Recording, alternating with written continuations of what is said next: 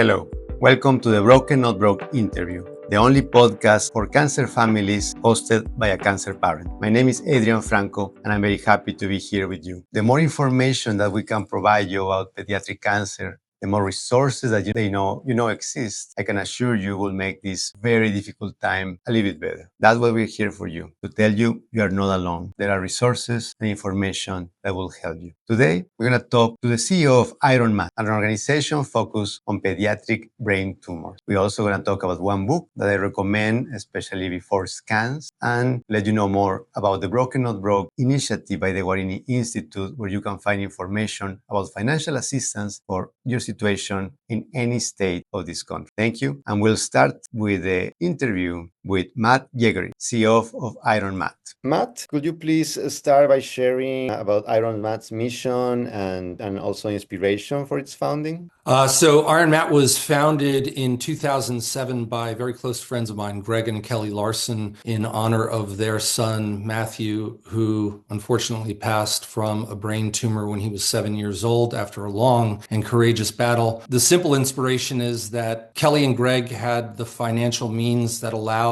Kelly, for the most part, to be in the hospital and in treatment facilities with Matthew all the time. And while she was in the hospital, she saw countless examples over quite a few years of children who were alone because their parents couldn't be with them because they couldn't afford to leave their job. The inspiration for IronMatt was at that time no simpler than how can we help these families so that mom and dad can be there when their son or daughter is undergoing the trial of their life. Things have blossomed. We're now well beyond 17 years into our mission. We really only have two programs alive, but they're both very, very meaningful. The first one is funding medical research, and we have a beautiful, wonderful blue chip medical advisory committee who helps steer our grants. We open up the grant process each year to medical institutions, and our medical advisory committee helps us steer our investing into the lines of work that are deemed most promising. I can talk more about that later, but that's a very important but admittedly long-term aspect of what we do. The other program is our family assistance program, inspired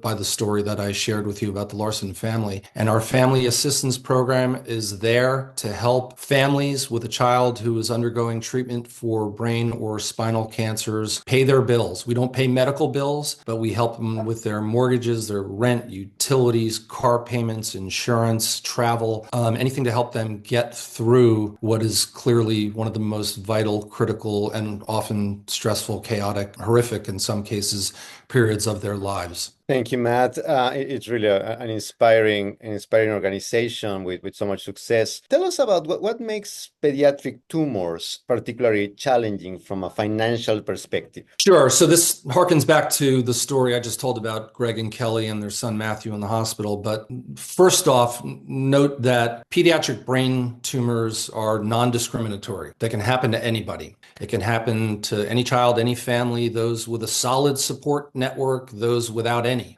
those with financial means. And with a diagnosis, of course, everything changes in an instant. Stress, anxiety, fear, hopefully some hope mixed in there as well. But it's a blur of hospitals and doctors and surgeries and chemotherapy, travel to and from treatment centers, sometimes for extended stays. And then on top of all that, there are financial stresses. For many of these patients, a diagnosis requires that one or sometimes even both of the parents have to either take leave from work or quite simply quit their job, because this isn't necessarily, a week, a month, or even a year worth of drama and trauma. It can be far longer than that. Some employers are empathetic and generous, and of course, others simply are not, or the conditions are not allowing the parents to take paid time off to care for their children. So that is one of the biggest challenges. Going back to something I referred to, this other currency beyond finances, the idea that there's a currency of time to spend with your child, time to spend together during all of this stress and change and travel and hospitals and doctors, all that. The currency of time is as impactful as the impact financially. But of course, finances are a huge part of it.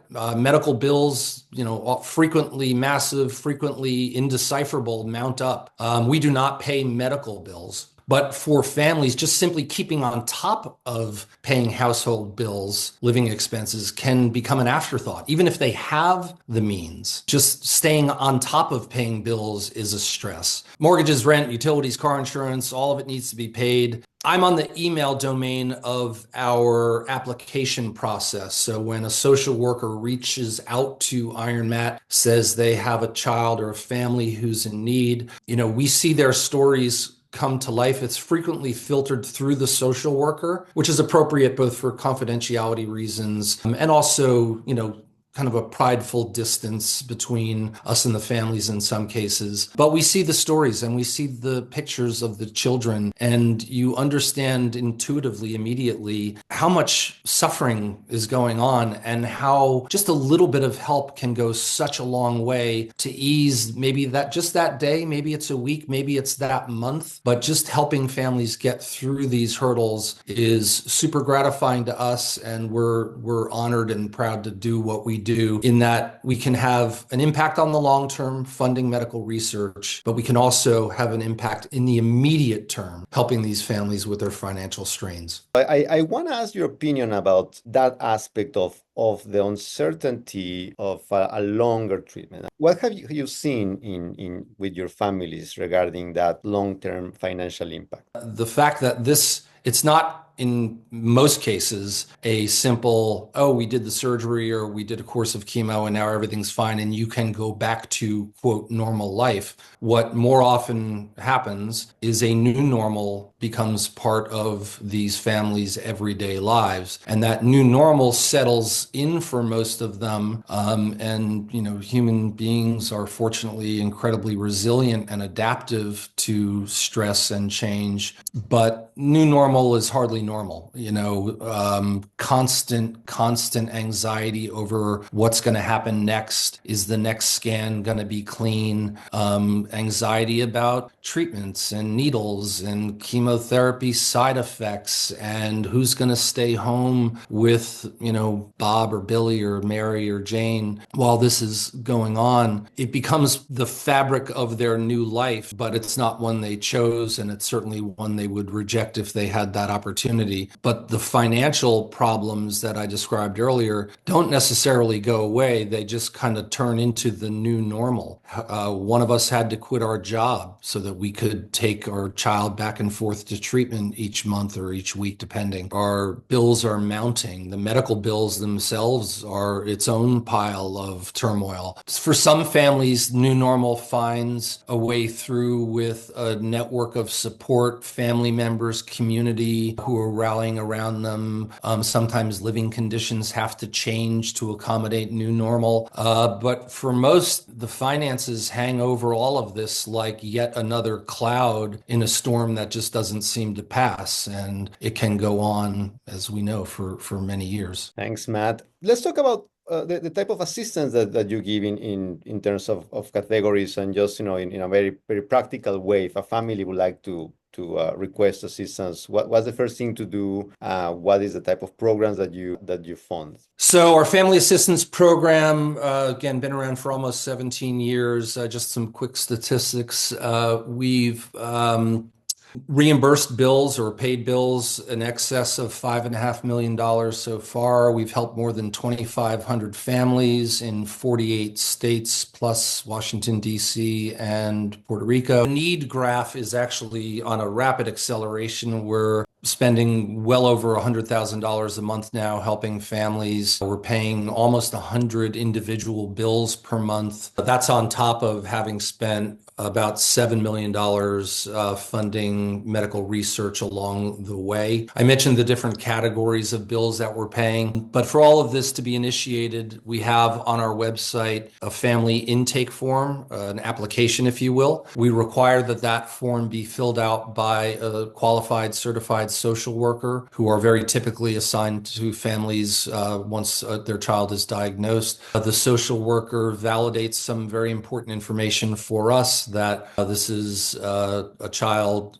between the age of 1 and 21, that they have in fact been diagnosed with a brain or spinal tumor, and that they are currently in treatment. We ask for information about what hospital is treating them, who is their treating physician, what was their specific diagnosis. And then with the social worker's help, we ask for very specific information regarding the bills, including the actual coupon certified bill coming from the organization that is in need of payment. We have a committee who reviews all of this and literally reads applications, agrees on, yes, qualified. By and large, we approve almost everything. And then they're handwriting checks and licking stamps and envelopes and getting them in the mail as soon as possible. It's not much more complicated than that, except of course, because of HIPAA requirements and patient sensitivities, we're very, very careful with disclosing information, how we gather information. Most of the organizations we now work with, the social workers and the hospitals,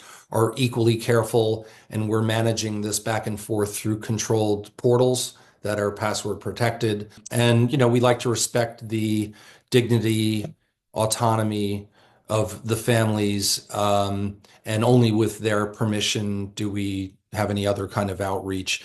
We do ask them to send us pictures of their children, which we also hold carefully and are very careful with what we do with those kind of things. But it just kind of helps personalize the process, and I think it motivates all of us even more. Any comment regarding policy changes you think will be impactful for families in terms of the financial hardships of childhood cancer? Well, I don't know about national governmental policy, but I think on an employer policy scale, which of course could be influenced by government policy, we've got to have employers who are more willing and able to allow their employees to take time off when their child is sick and in treatment. And that's the essence of the quandary we're trying to solve. Is the money stopped, disease didn't. How do we keep things on the tracks financially? And a lot of that boils down to policies that exist within employers and how they handle paid time off, extended leaves, even their insurance coverages and things like that come into play.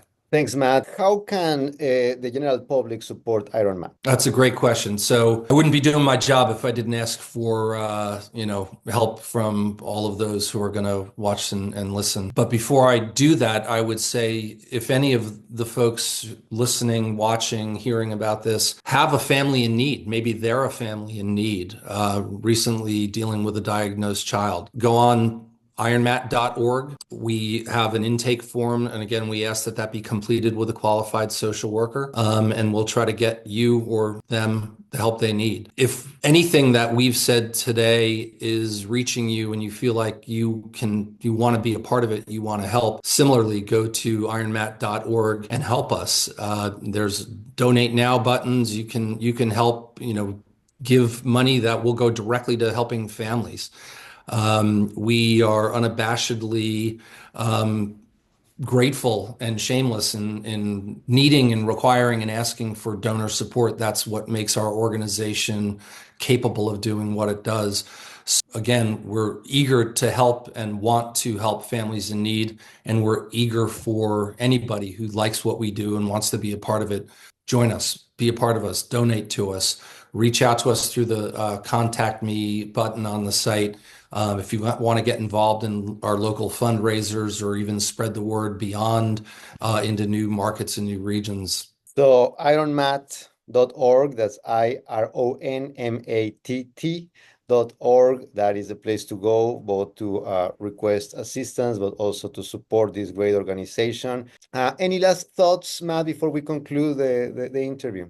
Only to thank you again, and to thank you and the Guarini Institute for bringing Broken Not Broke to the marketplace. It's a great part of the ecosystem, and we appreciate that. We appreciate you, and I appreciate being on this program. Now I like to recommend a book that was very important for my family. As you know, monitoring for cancer is something that will be always present in our families. And scans, like in the case of my son, that happens every 3 months, can get scary. This book is called The Donut That Roar by Joanne Jordi Brash. It's a great book to tell your kids about the machines that they're going to have to take pictures of their body. In this case, you can see how in a few pages, the author tells you about how these machines will make some noise, but they are essentially shape of a donut. It's a good way to tell your kids about MRI machines or CAT scans or PET scan. I do that every time my son had one scan the next day. Highly recommend that. You can see all these episodes in our YouTube channel. We are also in Spotify. And remember, you can follow us in our socials, in LinkedIn, Instagram, as well as Facebook. Thank you so much to you. Thank you so much to our producer, Vanessa Toro. And I hope to see you in our next episode of the Broken Not Broke interview.